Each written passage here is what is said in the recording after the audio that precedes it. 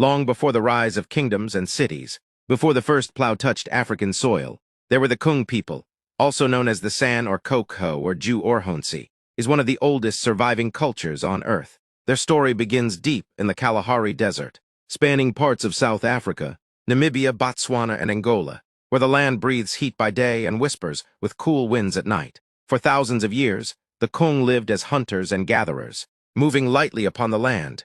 They called themselves the first people, for they believed that all humankind had once lived as they did, close to the earth, guided by the rhythm of nature and the spirits of their ancestors. Their language, filled with clicking sounds, carried the echoes of ancient Africa, sounds that may well have been among the first uttered by early humans. The Kung were masters of survival in the harsh desert. They knew every plant, every animal, every track in the sand. The women gathered fruits, roots, and nuts, especially the nutritious mongongo nut, while the men hunted with small bows and poison-tipped arrows. Yet the hunt was never about dominance. It was a spiritual exchange. Before killing, the hunter spoke softly to the animal's spirit, asking forgiveness. Afterward, the tribe celebrated together, sharing everything equally.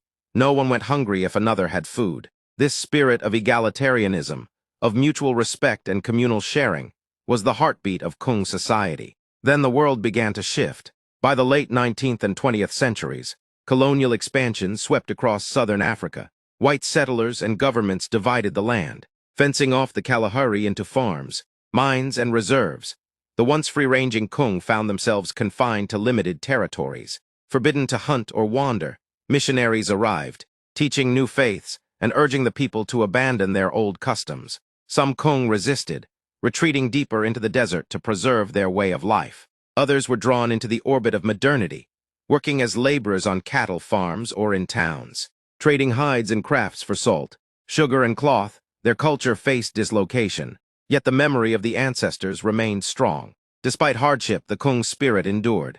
Anthropologists like Lawrence van der Post and Richard Lee brought their story to the world in the mid-20th century, revealing not a primitive tribe, but a profoundly wise people whose social harmony, ecological balance, and deep spirituality offered lessons for all humanity. Today, the descendants of the Kung, found in Namibia, Botswana, and parts of South Africa, are fighting to preserve their identity. Some continue to live traditionally, hunting small game and gathering wild foods. Others have integrated into modern society, yet still hold fast to their oral traditions, dances, and healing ceremonies.